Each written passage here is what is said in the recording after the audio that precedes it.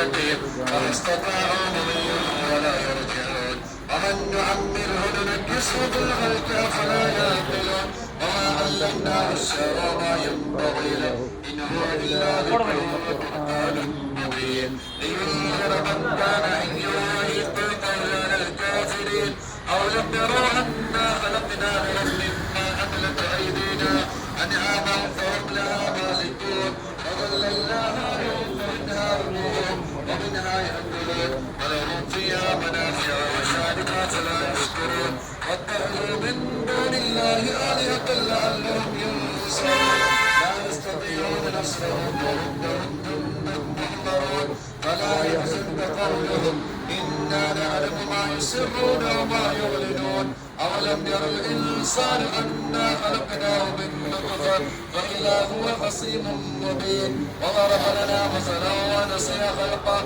قال من يحيي العظام وهي رميم قل يحييها الذي أنشأها أول مرة وهو بكل خلق عليم الذي جعل لكم من الشجر الأخضر نارا وإذا أنتم منه توقدون أوليس الذي خلق السماوات والأرض بقادر ألا أن يخلق مثلهم ألا وهو الخلاق العليم إنما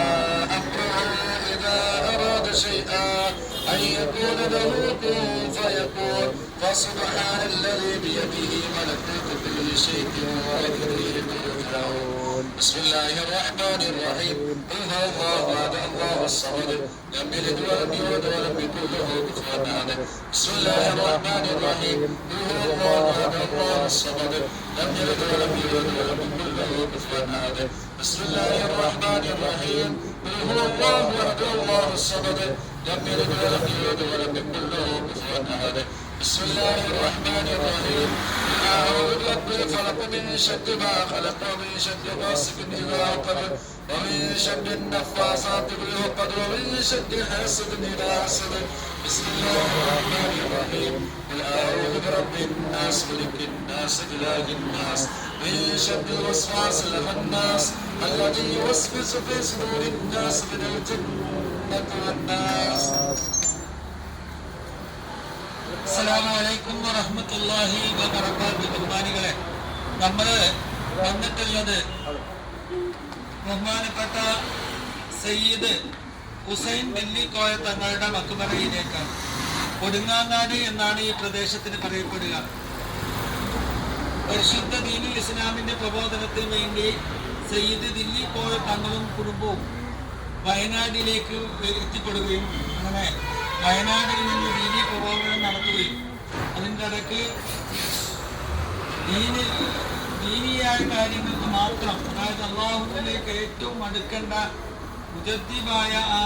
അവസ്ഥയിലേക്ക് ബഹുമാനപ്പെട്ട ഇവിടെ കിടക്കുന്ന മഹാനായ സയ്യിദ് ദില്ലി ഹുസൈൻ തങ്ങൾ അടുക്കുകയും തൻ്റെ കുടുംബത്തോടൊക്കെ യാത്ര പറഞ്ഞുകൊണ്ട് വിവാഹം കഴിക്കാതെ തൻ്റെ ദീനിന് വേണ്ടി മാത്രം ചെലവഴിക്കാൻ വേണ്ടി വയനാടൻ കാടിൽ വന്നിരിക്കുകയും അങ്ങനെ ദീനി പ്രബോധനവും അതുപോലെ തന്നെ അള്ളാഹുവിൻ്റെ ഇബാദത്ത് ചെയ്ത് ജീവിക്കുകയും ചെയ്തിരുന്ന മഹാനാണ് സയ്യിദ് ദില്ലി ഹുസൈൻ തങ്ങളവറുകൾ. മഹാനവറുകളെ തൻ്റെ കുടുംബത്തോടൊക്കെ യാത്ര പറഞ്ഞ് ദീനിന് വേണ്ടി അവിടെ കുറേ കാലം ഇരുന്ന് ദീനിനും അതുപോലെ തന്നെ അള്ളാഹുവിന് അടുക്കലേക്ക് അടുക്കാൻ വേണ്ടി കുറേ കാലങ്ങൾ വിവാദത്തിനായി ജീവിക്കുകയും ശേഷം നേരെ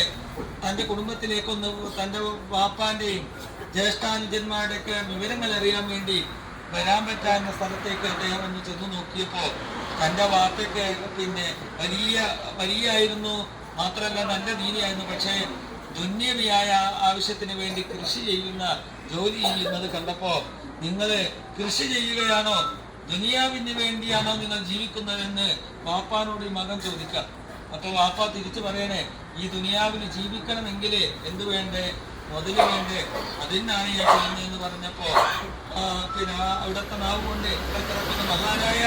സയ്യിദ് ഹുസൈൻ തങ്ങളുടെ നാവ് കൊണ്ട് പറഞ്ഞു, നിങ്ങളുടെ കൃഷിയൊക്കെ നശിച്ചു പോവട്ടെ എന്ന് പറയുകയും അന്ന് ആ സമയം തന്നെ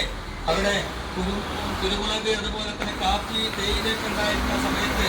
അതൊക്കെ വലിയ മഴ